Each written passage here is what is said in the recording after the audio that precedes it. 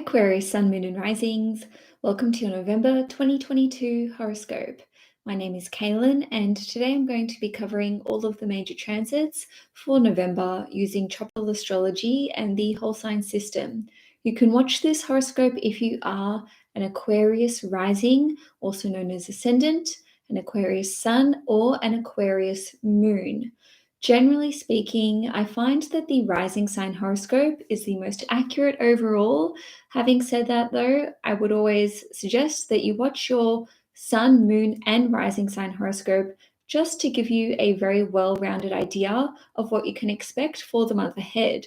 So, let's start off by looking at Mars retrograde. Mars will station retrograde at the end of October on the 30th or the 31st, depending where you live in the world. So Mars will be retrograde in your 5th house, and it will be retrograde for 10 weeks. So that's the end of October until the 12th of January in 2023. So Mars will be trining you as an Aquarius sun, moon, or rising. So this is a very positive thing in the sense that the energy of Mars being retrograde will be a lot easier for you to handle. Generally speaking, Mars retrograde can lead people to feeling like their temper is a bit shorter, that they can get agitated more easily or frustrated more easily. And sometimes this can just have us feeling as though we are a little bit restless or unsettled. But with Mars being in your 5th house, this is to do with your creativity. So some of you could be working on a creative project, and this is something that you may enter into the editing phase for. So you may have written a book, maybe you were working on an artistic piece or music, and now it's time for you to edit and make changes on a different level. There could be a deadline that somewhat coincides with Mars being retrograde. So it could be that the deadline is around mid-January, which is when Mars will be direct again, or it could even be at the end of March in 2023 when Mars leaves Gemini. So essentially what you can expect with Mars retrograde is that for creative projects, it will be crunch time. You could be honing some new skills and talents though. Maybe you had learned something and now you're having to put that into practice. The 5th house is connected to our natural talents and gifts, so maybe you're just trying to develop these a bit more and take it to the next level. The 5th house is connected to romance as well as children.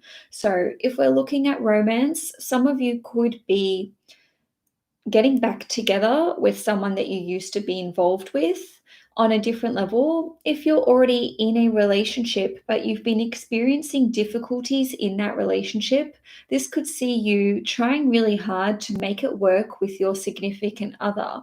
Obviously, this is a general reading, so not all of it is going to apply, but on the romantic front, basically this is you putting in that extra effort, wanting to make things work, or you could be trying to actually break up with someone during this time, because Mars can represent breakups, and retrograde is either bringing something back from the past, we're trying to break down the foundations of something that's existing, or we're trying to fix it. So these are sort of like the three energies that Mars can be exhibiting or leading you to exhibit during this period of time. Some of you could be recommencing a sexual relationship, even if you're not getting back with an ex. And the same can be said for someone that you've been flirting with a lot. So basically, not only is the 5th house connected to romance and dating, but Mars is a very sexual energy. So with Mars ruling over your 3rd house, which is connected to friends and co-workers, as well as people that you have frequent contact with, as in your local surroundings, this could see you, feeling as though the spark has reignited with someone. Okay, so there could be some sexual frustration with Mars being retrograde in your 5th house, but by the same token, you could just feel like you're into that person that you used to flirt with, or things are sort of like starting to reignite. The spark is starting to reignite. So on a different note, the fifth house is connected to owning our own business. And Mars is obviously in Gemini, and Gemini is all to do with communications, and Mars rules over the third house of communications. So you could be working on reinventing your business, rebranding. You could be in the throes of producing a new product or a service or creating something for your business. And now with Mars retrograde, you're either at the pointy end of things, or you could be in the editing phase. So you could have written a book and now you're editing that book, or perhaps you have a deadline to have a book finished, just as an example, when Mars is going direct in January. The fifth house is also connected to sport and performances of all kinds. So it really rules over stages and therefore the entertainment industry. So the fifth house is connected to sport, acting. It is also connected to like musical performances, and it would also be connected to public speaking, given that Mars rules over the third house. So when Mars is retrograde, it's like we're practicing for something, or we're trying really, really hard to execute something and to perfect it. So this can see you just training extra hard for maybe a sporting event or an athletic performance, or maybe a dance performance or a public speaking event. Obviously, I've just said that. So there's a number of different ways that this can play out. Lastly, I just want to say that the fifth house is connected to not only our natural gifts and talents, but also fun, leisure, vacations. And the fifth house is also connected to our confidence. So with Mars retrograde here, you could be trying to develop certain skills and talents, but also trying to elevate your confidence levels, especially because Mars rules over the third house, which is connected to friendships and co-workers and communications. And then it is also the ruler of the 10th house, which is associated with your career, authority figures, and also being the boss. So this could see you trying really hard to transition and take that next step when it comes to working for yourself, impressing your boss or someone who's in a position of authority with your natural talents and skills. You could be trying to work up the confidence to work effectively in a small group or team or with your co-workers. So this can see you basically doing a bit of a stock take, a personal stock take, if you will, when it comes to what are you afraid of with respect to taking your work to the next level. Okay, so you can be working hard to elevate your own personal sense of autonomy and independence. And Mars is also your willpower. So you could be trying hard to cultivate more willpower when it comes to exploring your passions and your talents. And maybe some of you are working hard on getting ready to start a new business or launch a new business. So now let's have a look at the total lunar eclipse in Taurus. So this will occur on the 8th of November in your fourth house at 15 degrees and 59 minutes. This total lunar eclipse will be conjunct Uranus. It'll be very, very close to Uranus. And also it will be squaring Saturn in Aquarius at 18 degrees and opposing Mercury and Venus. So what we're seeing here is your fourth house being activated, your 10th house being activated, and your first house, which is therefore your sun, moon, or rising in this instance. Because this is occurring in your fourth house, this full moon eclipse will pertain to one or more of the following: property matters, your living circumstances, your personal life, your private life, family matters, whether this is to do with your immediate family, your children, or people that you live with. So your flatmates or your housemates. And also the fourth house is connected to our personal sense of emotional security. So these things, and ancestry and lineage as well. So these areas will be the focus for you around the 8th of November. In fact, it might even be the case now because we are well and truly in eclipse season. We've actually got an eclipse in 4 days' time on the 25th of October, which will be at 2 degrees Scorpio in your 10th house. So ultimately, there's a conversation here between your private life and your public life, and you may feel like your responsibilities are all sort of converging at once, and you have some kind of personal responsibility for these matters because of the square to Saturn. So let's go through one by one how this can play out for you. With respect to property matters and living circumstances, you may be buying or selling around this time. With eclipse events, I'm going to call them, they can happen on the day of the eclipse, of course, so on the 8th of November, but even 3 to 4 weeks before or 3 to 4 weeks after. So you could very well already be aware of what eclipse event is being ushered through for you. Because the eclipse is conjunct Uranus, there's some sort of sense of urgency here, or there's something unpredictable about how things are going to play out. Even if you are aware of what this eclipse is indicating in your life, there are still elements that are unknown or uncertain, or there are, several balls up in the air at once. So on the property front, yes, you could be buying.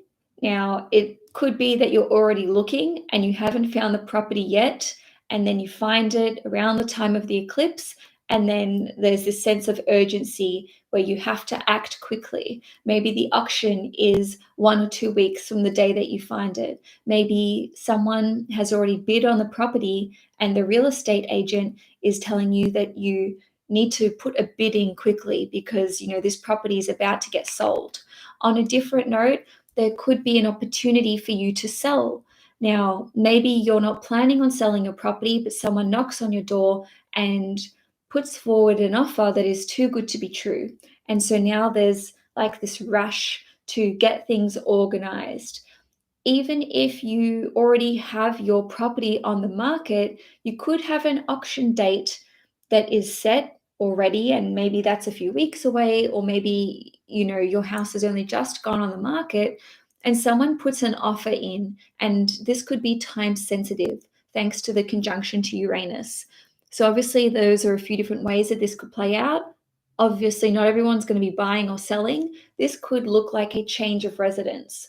Maybe you are planning to move out of your parents' house or whoever you live with in a few months' time, but then you receive this opportunity to move in with a friend or with your partner. Maybe this feels premature. Maybe you haven't been dating very long and you're like, well, I need to move anyway. Is this too soon? So you can see how there is some kind of sense of urgency that comes through with the eclipse that directly involves you, given that it makes close aspects to both of your co-rulers, being Uranus and Saturn. Now, the same can be said for breaking lease, renting out your property, having your property rented out as well. There could be a change with the tenants.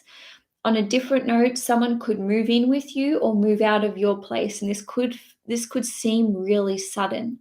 So I think I've mentioned or exhausted every possible way that this could play out on the property front. If I haven't mentioned it, it can still happen. Whatever it is that you're thinking of or wondering about with respect to property matters and living circumstances, yes, it's a possibility because this is happening in your 4th house of property matters. Double points if you are an Aquarius moon, because the moon represents our living circumstances and our current accommodation. So, of course, all of this could be happening very quickly. Now, like I said earlier, the 4th house is connected to family. So, this could see you having some kind of epiphany or breakthrough with your family, Having said that, it could be preceded by some sort of outburst or argument or intense discussion. It certainly doesn't need to be an argument. Basically, though, with the eclipse being conjunct Uranus and square Saturn, and then also opposite Mercury and Venus, which means the Sun, Venus, and Mercury are all in Scorpio together, there is some tension here, but there are some redeeming aspects looking at the chart for the eclipse. So Saturn will be making a trine to Mars. So to me, this looks like a situation could reach a head or its peak or some kind of critical point, and then afterwards there's a breakthrough and we can integrate these changes really well. So on the family front, you may be falling pregnant. It may be unexpected. I would say this is more so for Aquarius risings and Aquarius moons rather than Aquarius suns. Now, on a different note, this could see you reaching a conclusion with your partner or maybe solo about whether or not to start a family, whether or not to expand your family further. Or this could be about reaching a conclusion when it comes to how to start your family or how to expand your family. Meaning, you could be looking at IVF, surrogacy, fostering a child, or adopting a child. And if you are already, if you've already gone down that road, then around the time of the eclipse, you could actually be adopting a child or fostering a child. So basically, eclipses can lead to illuminating circumstances where we understand how a situation that we were wondering about is going to unfold one way or another. And this goes for all eclipses, okay? They're bringing insight to you with whatever house they're taking place in. Now, on a different level, this could see you having an epiphany or realization about your parenting style. And, for some of you, this could be a really positive breakthrough where you're like, out of this tense situation, I'm finally getting it, or I know what not to do next time. The same can be said for being in a pressurized situation, whether this is with your children or with your significant other or both, where you're realizing that you have to change, and maybe it is an uncomfortable realization. So on a different note, you could be walking away from a career that involves fourth house matters. So fourth house would be a career in property, real estate, working on the land, farming, conservation, agriculture, also caregiving, being a nurse, being a midwife, working with the elderly, working in retirement homes, working with anyone who's unable to care for themselves, no matter what age they are. So there could be some important development if you have a career in one or more of those areas. Having said that, because this is activating the 4th and 10th house axes, it does look like there can be some shifts going on with respect to your career, but bonus points if you have a career in one of those aforementioned areas. So lastly, with this eclipse, because this is an eclipse in your 4th house, which is connected to your childhood and the way you grew up and your emotional your emotional security, I should say, this can see you actually letting go of things that you've been carrying with you since childhood. Maybe this is anger or resentment towards your parents, or for the way that you grew up and the conditions that you lived through, even if your parents were not around. Now, this can see you overcoming certain emotional insecurities, and maybe this is tying in with a change of residence or looking at becoming a parent or some kind of eye-opening situation that you experience with your children, although it doesn't have to be. So lastly, the fourth house is connected to your ancestry, your heritage, and your lineage. So there could be an important discovery about your roots and where you came from. Now, on the 16th of November, Venus is going to enter the sign of Sagittarius. So it will be transiting your 11th house in Sagittarius from the 16th of November until the 10th of December. Wherever Venus goes, we can enjoy whatever that house rules over. So, this is a great time for Aquarians from a social perspective because the 11th house is all about your friends and your wider network, and it is also the house that is naturally associated with Aquarius. So, this can see you enjoying time socializing. There can be more opportunities for you to attend social events. You may be hosting them. You could actually be hosting an event in your home because Venus rules over your fourth house. Essentially speaking, it's more time with your friends, or perhaps you're receiving help and support from your friends, or if there's been difficult relationships, as in difficulties that you've had with certain friendships, this can see you balancing those out and, getting on the same page. Now, the 11th house is connected to large groups and communities. So you could be enjoying time in your chosen group or in your chosen communities.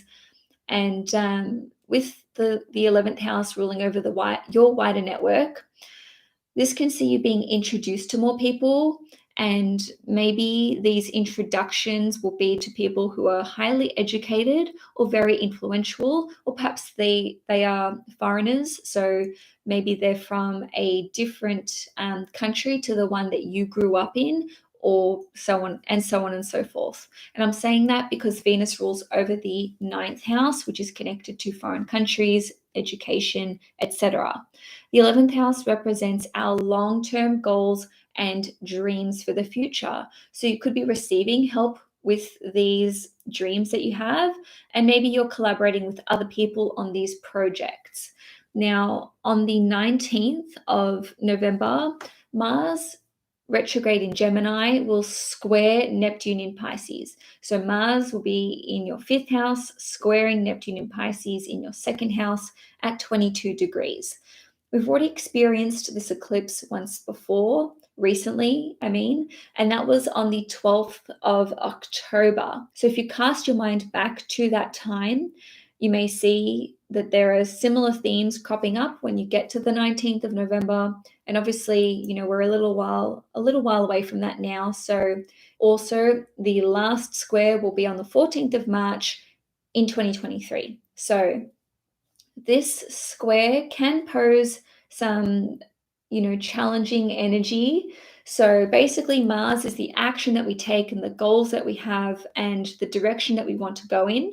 Neptune can be confusion, forgetfulness, sacrifice, and in some instances, loss. The reason why I am mentioning the negative manifestations or the lower vibration of Neptune is because this is a square aspect, and squares are associated with a challenge or an obstacle. That doesn't necessarily mean that the outcome is going to be bad. It's just that the energy surrounding this date and perhaps a few days before and a few days after could be something that goes as follows. You may be unsure about what action to take with your business with respect to your finances. The same can be said for a creative project that you want to work on or that you are working on, or a passion or a hobby of yours. Maybe you're not sure if you'll have the resources that you need to continue with this or to start this. On a different note, your partner, so your romantic partner or your child, if you have children, may want you to invest in something or spend money that you're not super comfortable with. So that's where we get this sense of sacrifice coming in with Neptune being in your 2nd house, which represents your personal finances. If you have children, and it could even be nieces and nephews, it doesn't just need to be your own children. This could see them asking you, please, can you buy this for me? Can you, do this with me? Or play this game with me, and somehow maybe you're not comfortable with that. Now, you may be feeling confused around this time when it comes to how to make money with your talents that you naturally have. Maybe there's some uncertainty or lack of confidence when it comes to being able to monetize your skills and talents. And, for some of you, this could just be insecurities when it comes to, do you have what it takes? Do you have the charisma, the natural talent, the charm, etc.? So essentially, this can lead to feeling unsure of yourself, being unsure of your actual worth or value. And a positive way that this can manifest is that the uncertainty around your natural gifts and talents could be there, but that doesn't mean that you're not good. It could just be in your mind, but actually you're amazing at what you do. And, maybe you go out and you give this creative performance, or you start this business idea and it's actually really successful. So there could just be the lack of confidence from within, but that is not a determining factor for the actual outcome. So lastly, for the month, let's have a look at the new moon in Sagittarius. This is a wonderful new moon, and this is going to have a positive impact on Aquarians, generally speaking. On the 23rd or the 24th of November, depending where you live in the world, there will be a new moon in Sagittarius in your 11th house at 1 degrees, and it will be conjunct Mercury and Venus.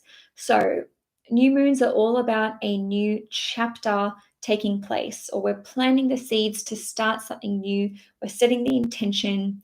This is like the first indicator that we're heading in this new direction. So the 11th house, as I mentioned earlier, is all about your friends, your wider network, large groups, communities, a long-term goal or project or dream of yours. Also, it's connected to events and socialization just in general, because it is an air house, it's a social house, it's a business house. And so this can see you making new friends, maybe joining a new friendship group or finding a new friendship group, joining a new community. And this is an invitation. Thank you, Venus sextile Aquarius. So this can see you feeling like you're being welcomed, you're being included. Maybe this is just an event that you are committing to in the future, and you've just got a good feeling about it. Like, if I go to this, I feel like I'm going to meet new people or make new friends, or I'm going to have a good time. Maybe you yourself are the one who is planning an event. Now, this can see you just setting goals to meet new people, make new friends, find a new friendship group or a community of like-minded people. They don't even have to be like-minded people. They can just be like-oriented people, as I like to say. So you may not want to meet carbon copies of yourself, but you want to meet people who are on your wavelength, who you can have a good time with. So if friendship is important to you, and I know it is because you're Aquarius, and you feel like there's space in your life now for new friends, for a new community, for a new friendship group, set the intention with the new moon 12 to 72 hours after the new moon that this is what you want to welcome into your life. Now, you could be setting a new goal, starting a new project, or just the inspiration can come through for a new dream of yours. Now, with Venus ruling over your 9th house and your 4th house, this could be to study something, to travel. You could be looking at buying a property. Maybe you want to save for a property, or just get your dream house, even if you're not buying a property. Maybe you're with Mercury ruling over your 5th house and your 8th house. Maybe your long-term goal is connected to starting your own business, or pursuing a passion or a hobby of yours. Or it could be increasing your combined wealth with your significant other, with Mercury ruling over your 8th house. And of course, this could be the birth of a new website, a new social media account, a new invention, or a new innovation. Long story short, you're feeling creatively inspired. This is an amazing time to set new goals and plant the seeds for something that you want to achieve in the future. And so, Aquarius, that's all I have for you for November 2022. If you enjoyed this horoscope, please give the video a thumbs up. If you'd like to see more content on this channel, please hit the subscribe button. My 2023 yearly horoscopes are all filmed, they're all done. They will be released sometime before I go live with my December horoscopes. So keep an eye out for those over the next few weeks. Enjoy November, and I'll see you guys in December.